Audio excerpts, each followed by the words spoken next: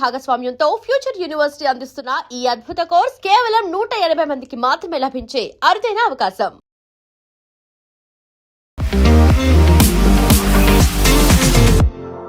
సుభాష్ చంద్ర బోస్ 129వ జయంతి ఈ రోజు.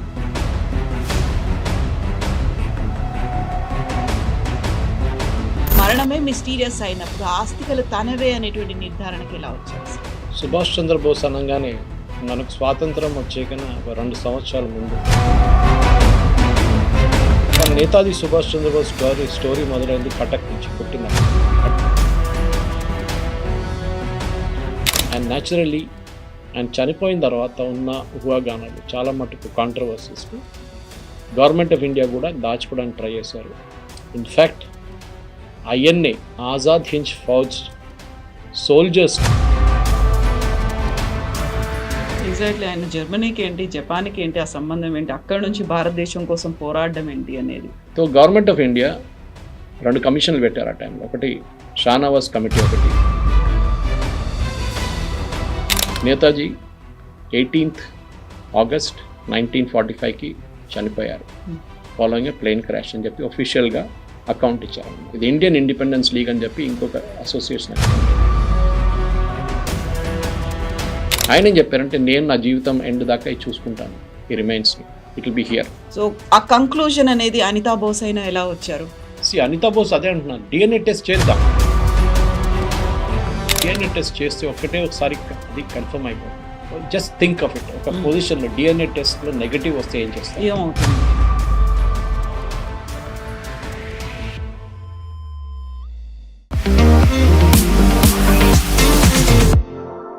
నమస్తే, నేను Kavitha. Welcome to I dream news and నిజాలు.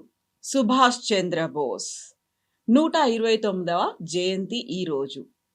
అసలే మిస్టీరియస్గా ఉన్నటువంటి మరణానికి సంబంధించి సుభాష్ చంద్రబోస్ కూతురు జపాన్లో ఉన్నటువంటి రెంకోజీ ఆలయంలో ఉన్న తన అస్థికలని తీసుకురావాలి, చితాభస్మాన్ని తీసుకురావాలి అనేటువంటి సరికొత్త డిమాండ్ చేస్తున్నారు. కనీసం ఇప్పటికైనా తనకు ప్రాపర్గా అధికారికంగా అంత్యక్రియలు జరపాల్సినటువంటి అవసరం ఉంది అనేది బోస్ తనయ చెప్తున్నటువంటి మాటలు ఇవి. యాక్చువల్గా సుభాష్ చంద్రబోస్ అనగానే మిస్టీరియస్ డెత్ గురించి ఎందుకు మాట్లాడతారు? ఏం జరిగింది? ఇన్నాళ్లుగా టోక్యోలో ఉన్నటువంటి ఆ దేవాలయంలో చంద్రబోస్ అస్థికలు ఎందుకని ఉన్నాయి? మనతో పాటుగా ఉన్నారు సీనియర్ జర్నలిస్ట్ సురేష్ కొచ్చాతిరి గారు. సార్ నమస్తే. సో సుభాష్ చంద్రబోస్ అనగానే ఆయన ఆజాద్ హింద్ ఫౌజ్, లేకపోతే స్వాతంత్ర సంగ్రామంలో ఆయన చేసినటువంటి పోరాటం గురించి ఎంత మాట్లాడుకుంటారో, ఆయన మరణానికి సంబంధించి అంతకు మించి మాట్లాడుకుంటూ ఉంటారు. ఇప్పుడు సరికొత్తగా తన కూతురు డిమాండ్ చేస్తున్నట్టుగా అక్కడ ఆ దేవాలయంలో ఎందుకని అస్థికలు ఉన్నాయి? మరణమే మిస్టీరియస్ అయినప్పుడు ఆస్తికలు తనవే అనేటువంటి నిర్ధారణకి ఎలా వచ్చారు అసలు? సుభాష్ చంద్రబోస్ అనగానే మనం ఒక అర్ధగంటలోనే, గంట సేపట్లో ఆయన స్టోరీ చెప్పలేము. చాలా పెద్ద స్టోరీ. ఎందుకంటే ఒక ఎనిగ్మాటిక్ క్యారెక్టర్. మన ఫ్రీడమ్ మూమెంట్లో మనకు స్వాతంత్రం వచ్చేకన్నా 2 సంవత్సరాల ముందు ఒక మిస్టీరియస్ ప్లేన్ క్రాష్లో తైవాన్లో చనిపోయారు, టైపై తైవాన్లో. దానికి చాలా ఊహాగానాలు ఉండే, దాంట్లో రియల్గా జరిగిందా, లేకుంటే తర్వాత గుమ్నామీ బాబా అని చెప్పి తిరిగి వచ్చారా నేతాజీ అని చెప్పేసి చాలా మటుకు కాంట్రవర్సీ ఉండన్నమాట. గవర్నమెంట్ ఆఫ్ ఇండియా కూడా 2 కమిషన్స్ పెట్టారు. కమిషన్ కూడా నిర్ణయించారు, కాదు చనిపోయారా అని, నిజంగానే జరిగిందన్నారు. కానీ నేతాజీ సుభాష్ చంద్రబోస్ స్టోరీ మొదలైంది కటక్ నుంచి, పుట్టింది అక్కడే కాదు, కటక్లో పుట్టారు, అక్కడే చదువుకున్నారు ఇనీషియల్గా. దాని తర్వాత కల్కట్టాకు వచ్చారు చదువు కోసం. దాని తర్వాత అక్కడ ఉన్న కొంచెం ఏం చెప్తారు, మెడిటేషన్ అండ్ ఫిలాసఫీకి వెళ్ళిపోయారు. హిమాలయంలో చాలా తిరిగారు, గురువుల్ని కలిసారు చాలామందిని.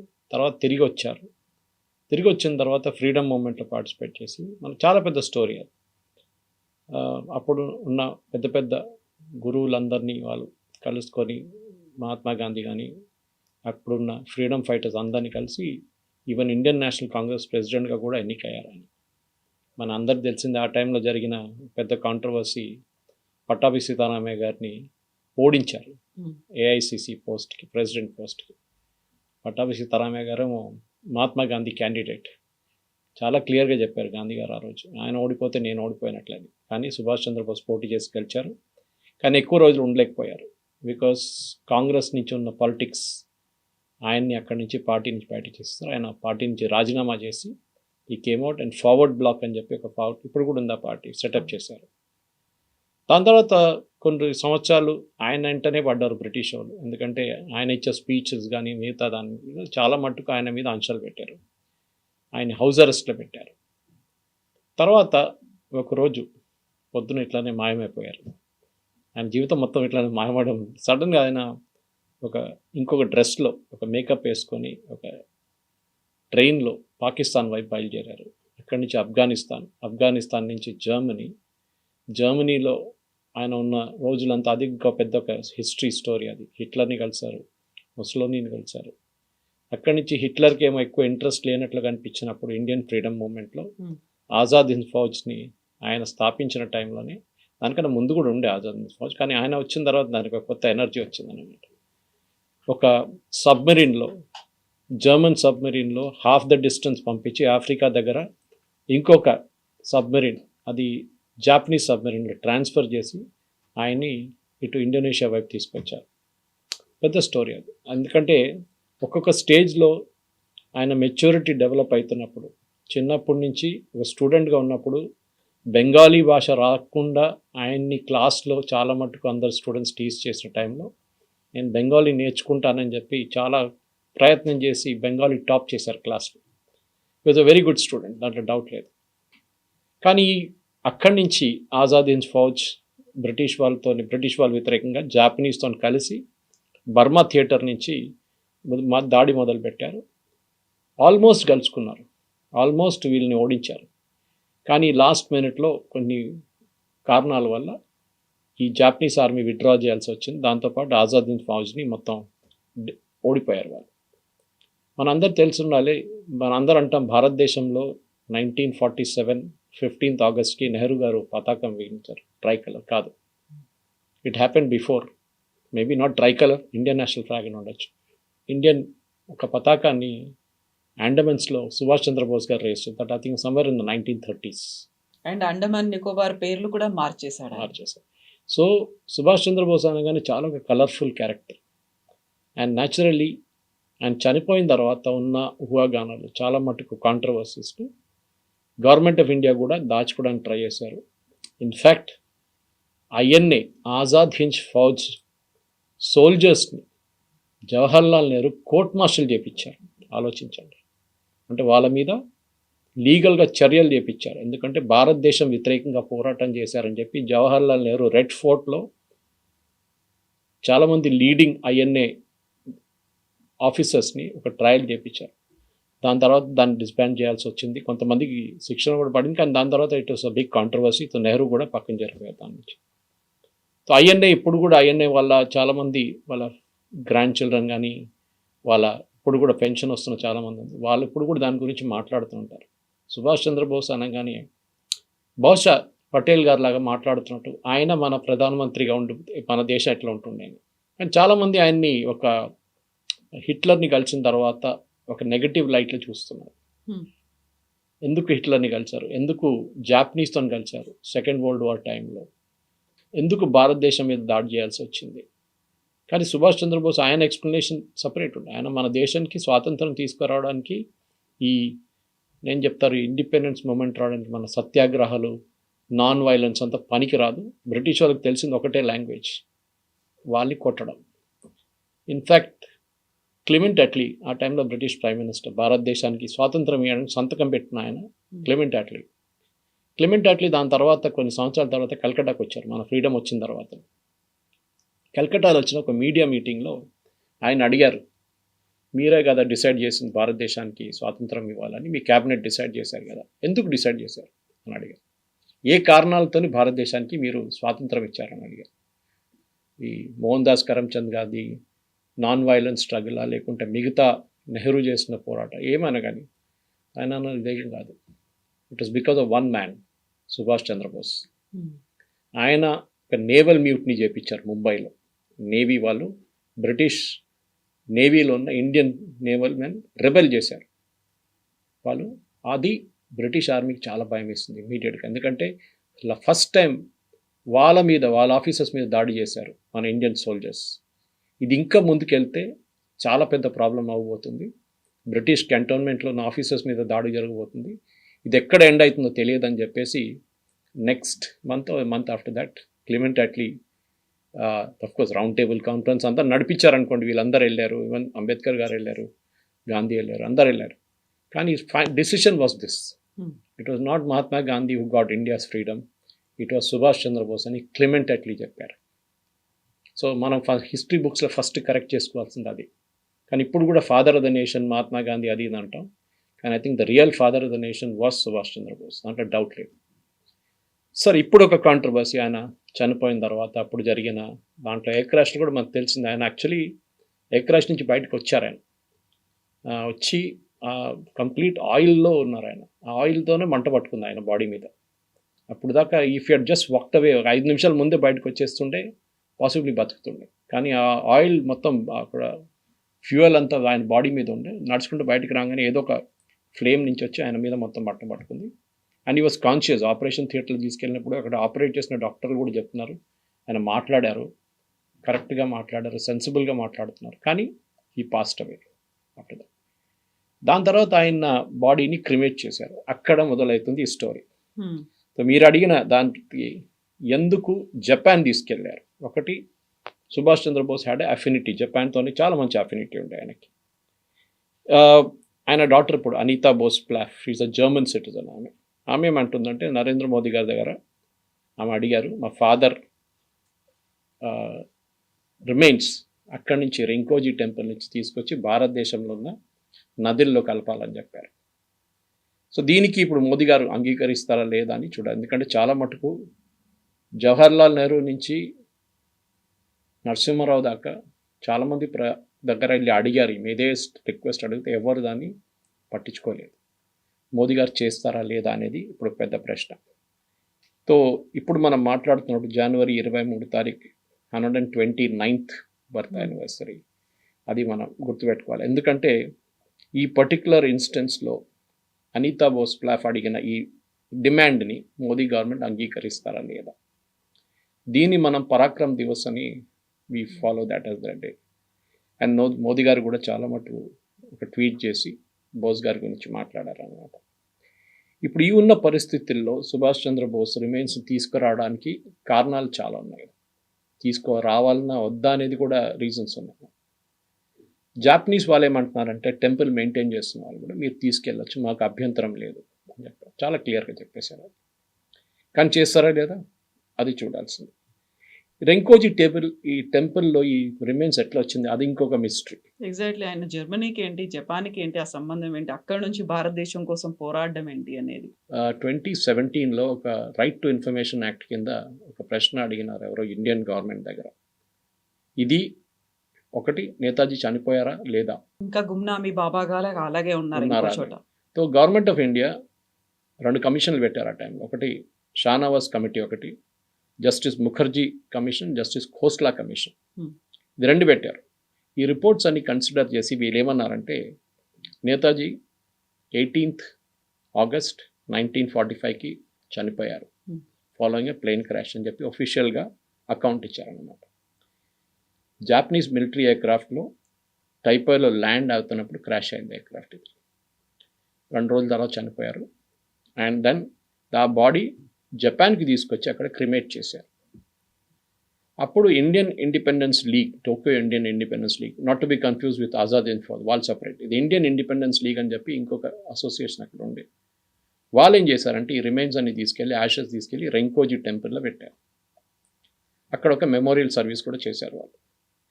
ఇప్పుడున్న ఒఫీషియల్ డాక్యుమెంట్స్ ప్రకారం కవిత గారు ఈ రిమైన్స్ని రెంకోజీ టెంపుల్ నుంచి రిసీవ్ చేసిన మనిషి ఆ టైంలో రెవరెండ్ క్యోజీ మ్యోచికి ఆయన రిసీవ్ చేశారు. Is the priest of the temple అన్నమాట.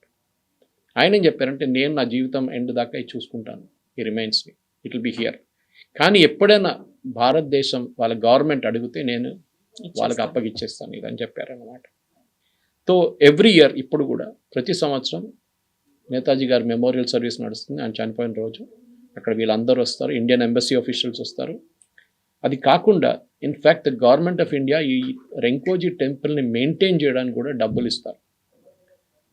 ఆర్టీఏ ప్రకారం అప్పుడు కూడా ఒక ఆర్టీఏ తీసుకుంటే ఒక ఫైలింగ్లో 2005లో అనుకుంటాను 67 నుంచి 2005 దాకా ఆల్మోస్ట్ 52 లక్షల రూపాయలు మనం ఖర్చు పెట్టాం టు మెయింటైన్ ద టెంపుల్. ఇంకోటి అంత పెద్ద అమౌంట్ ఏం కాదు.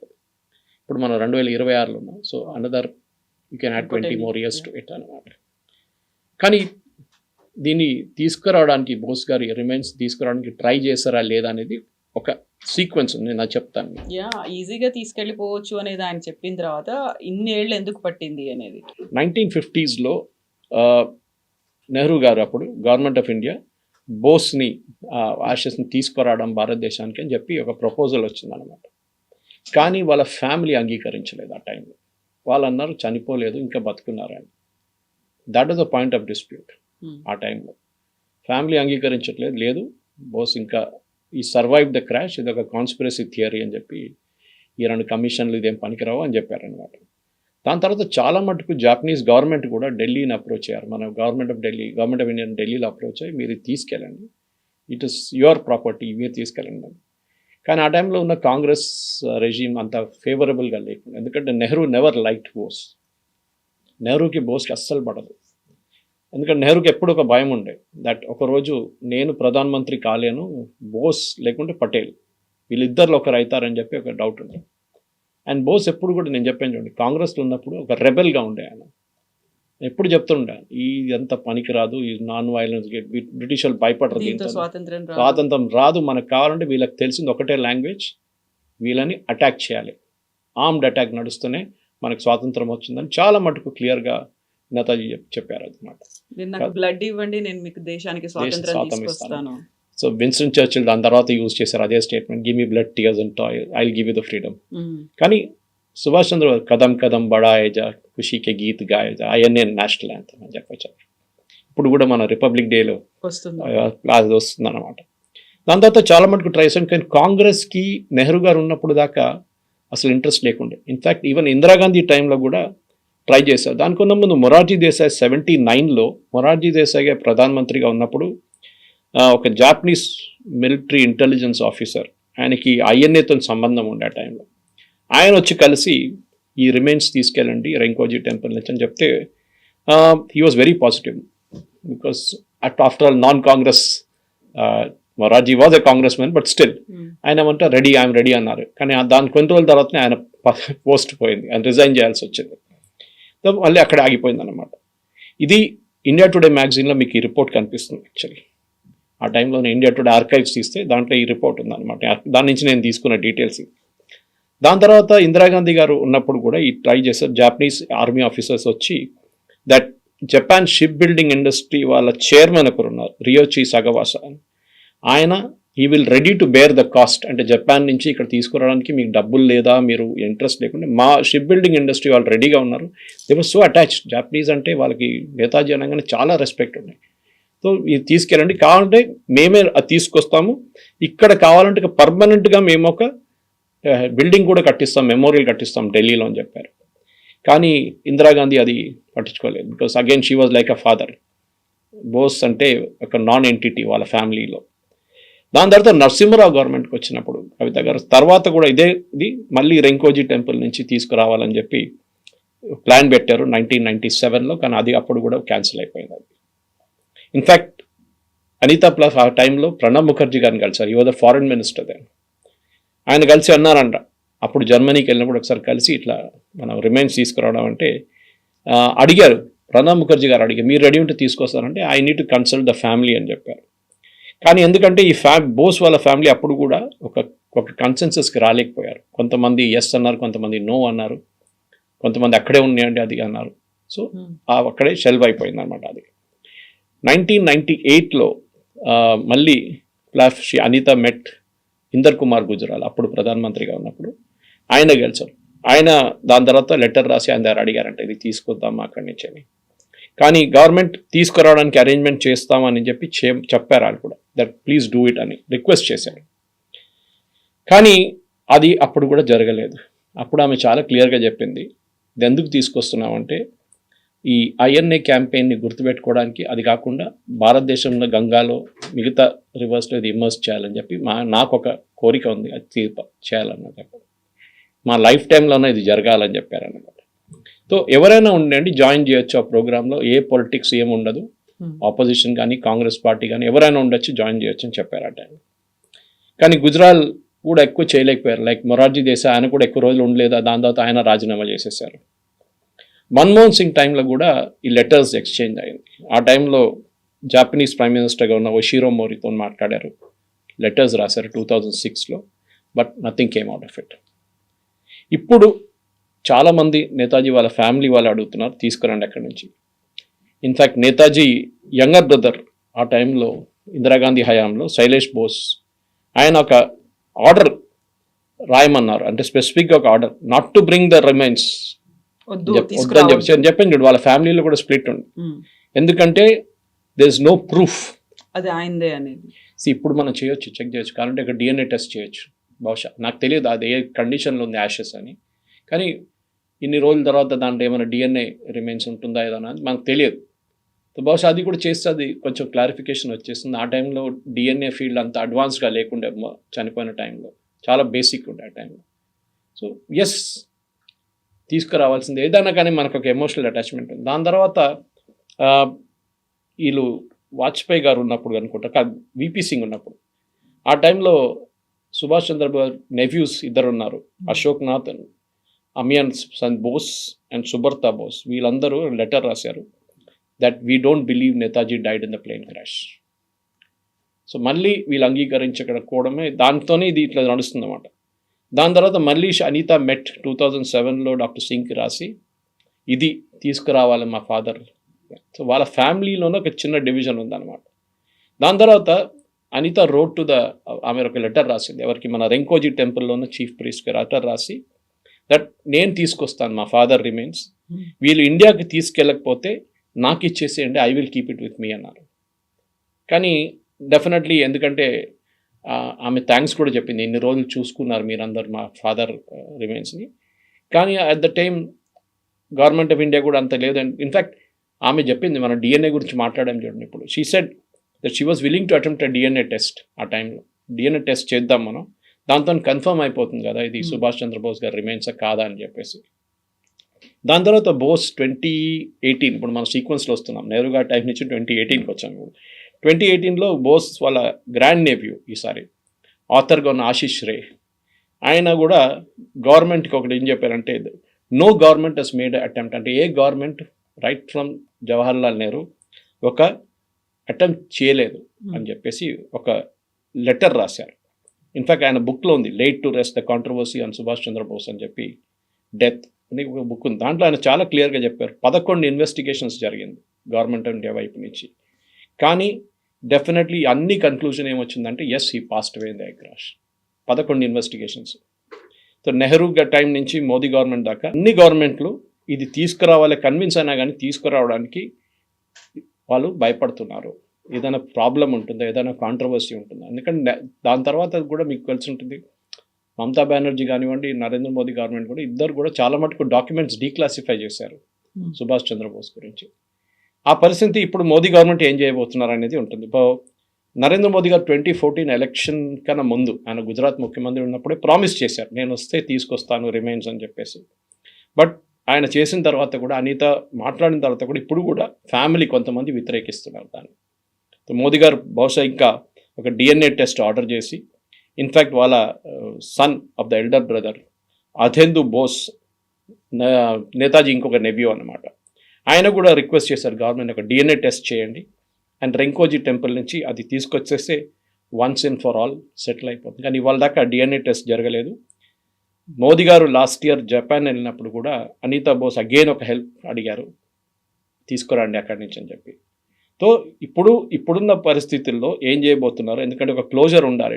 మనం 2026లో ఉన్నాం, ఇది జరిగింది 1946లో జరిగింది. సో ఇన్ని సంవత్సరాల తర్వాత కూడా, 80 సంవత్సరాల తర్వాత definitely they needs be a closure on this.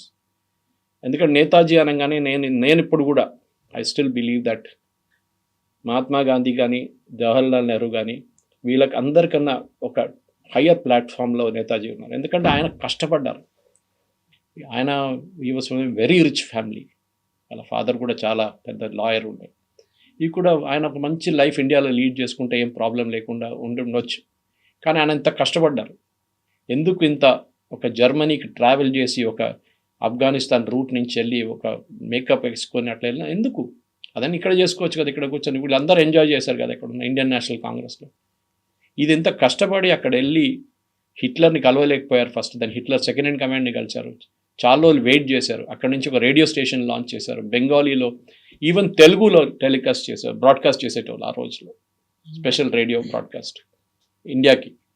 ఇంత కష్టపడి దాని తర్వాత ద లాంగెస్ట్ సబ్మరీన్ వాయేజ్ అంటారు ఆ టైంలో, నేను చెప్పాను చూడండి, హాఫ్ ద రూట్లో జర్మన్స్ తీసుకొచ్చారు, వాళ్ళు అన్నారు అక్కడి నుంచి మేము ముందుకు వెళ్ళలేము ఎందుకంటే అలైడ్ ఫోర్సెస్ ఉన్నారు, వాళ్ళ సబ్మరీన్ని టార్పిడో చేస్తే మళ్ళీ బోస్ కాదు ఎవరు దొరకరు దాని తర్వాత అని చెప్తే దెన్ ది జాపనీస్ కేమ్ అని అక్కడి నుంచి వాళ్ళు తీసుకెళ్లారు ఆఫ్రికా నుంచి. ఇంత కష్టపడి ఇంత ఫైట్ చేసి ఐఎన్ఏ సెటప్ చేసిన తర్వాత కూడా వాళ్ళని మోటివేట్ చేసి వాళ్ళకి ఆయుధాలు కావాలి తెప్పించుకొని బర్మా థియేటర్లో ఉండి ఆయన పర్సనల్గా లీడ్ చేసిన ఒక ఆపరేషన్ అది. కానీ ఇవాళ కూడా గవర్నమెంట్ ఆఫ్ ఇండియా ఆ రోల్ని అంగీకరించట్లేదు. ఐ థింక్ బోస్ గారిది అన్నిటికంటే పెద్ద, మోదీ గారిని అదొకటి మెచ్చుకోవాలి, మోదీ గారు చేసింది కర్తవ్య పథ్లో కింగ్ ఎడ్వర్డ్ ఇది ఉన్న ప్లేస్లో అక్కడ సుభాష్ చంద్రబోస్ స్టాచ్యూ పెట్టారు తీసుకొచ్చి, చాలా సంవత్సరాల నుంచి వేకెంట్గా పడి ఉండేది. And that is the most important. ఆయన అంగీకరించారు. కానీ చాలా పుస్తకాలు, చంద్రచూడ్ బోస్ నా ఫ్రెండ్ ఆయన రాసిన అనూజ్ థర్, శ్రీజిత్ పనికర్, వీళ్ళందరూ చాలా మటుకు రీసెర్చ్ చేసి చంద్రచూడ్ బోస్ రాసిన పుస్తకం మీద నేను కూడా ఈ డీటెయిల్స్ అన్ని దాని నుంచి చాలా మటుకు వచ్చిందనమాట. ఇట్స్ అ వెరీ ఎందుకంటే ఆ కాంట్రవర్సీ వీళ్ళు కూడా అంగీకరించట్లేదు. చంద్రచూడ్ బోస్ వాళ్ళందరూ కూడా గుమ్నామీ బాబా ఉన్నారు, గుమ్నామీ బాబా కనిపించారు భారతదేశంలో అంటారు, కానీ కన్క్లూజివ్ ప్రూఫ్ ఎక్కడ లేదు. ఎగ్జాక్ట్లీ, అక్కడ ప్రాపర్ ఎవిడెన్సెస్ అనేవి లేనప్పుడు అది అక్కడ ఉంది నేతాజీ సుభాష్ చంద్రబోస్ అక్కడ అస్థికలు మాత్రం అక్కడే ఉన్నాయి అనే ఒక కంక్లూజన్కి ఎలా వచ్చారు? ఎందుకంటే హిస్టరీ అనేది తన కాంటెంపరీస్ ఇప్పటికీ ఎవరు లేరు, మిగిలిపోయిన వాళ్ళు ఎవరైనా ఉంటే గతంలో ఏమైనా రాసి పెట్టుంటే, బట్ మనకి హిస్టరీ అనేది ఒక్కొక్కరు చూస్తే ఒక్కో దృక్కోణంలో ఒక్కో పర్సెప్షన్లో కనిపిస్తూ ఉంటుంది కదా. సో ఆ కంక్లూజన్ అనేది అనితా బోస్ అయినా ఎలా వచ్చారు? అనితా బోస్ అదే అంటున్నారు, డిఎన్ఏ టెస్ట్ చేద్దాం. వాళ్ళ నెబ్యూస్ కూడా కొంతమంది అంటున్నారు we are ready to give blood samples. DNA test చేస్తే ఒకసారి అది కన్ఫర్మ్ అయిపోతుంది.